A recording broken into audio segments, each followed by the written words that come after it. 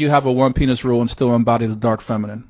And I want to address that from this standpoint, because I think this goes into some things you've asked before in the past. Because one thing you asked is like, hey, if a woman does get with her dark masculine, right? We know her lesson is to become a dark feminine, but your questions in the past have been, well, can they have consistent, passionate sex for the rest of their relationship? Let's say they get married. Like, will they have passionate sex at year 10 and year 20 and year 30? You see what I'm saying?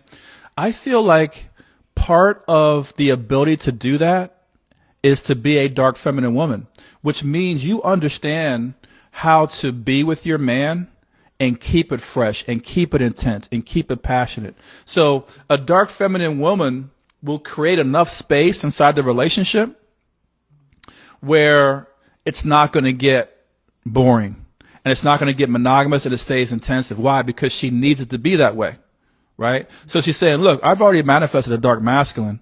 I don't have to manifest more, right? If I treat this one in the right way and nurture the right way, it can stay intense and stay passionate. So maybe she, takes mandatory breaks, sexual breaks, or maybe she takes, or they take mandatory individual trips, or maybe she allows him to go have other women at times, or you see what I'm saying? Like, I think these dark feminine women, they can be monogamous.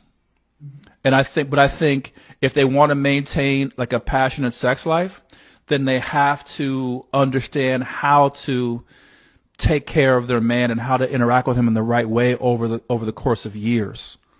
Another thing about that I mentioned before on one of our podcasts a while ago, dark feminine women are also, they're like herbalists, and they make all these potions and all this kind of stuff. Like, they know how to feed their man and themselves, so their man stays hard and stays virile and stays vital. You see what I'm saying? And so that they know to feed themselves so that their pussy stays wet and that they stay, so I feel like these women also understand that science. So again, I want to make sure I'm clear to you and your listeners.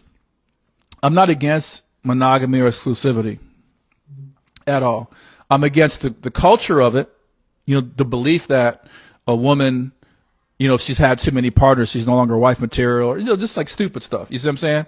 But, if a woman decides to be with just one man, I believe, like you said, if she really gets into her like dark feminine practices and becomes a priestess of the dark feminine, that she can maintain a long-term, committed, passionate sexual connection with her dark masculine over the course of decades.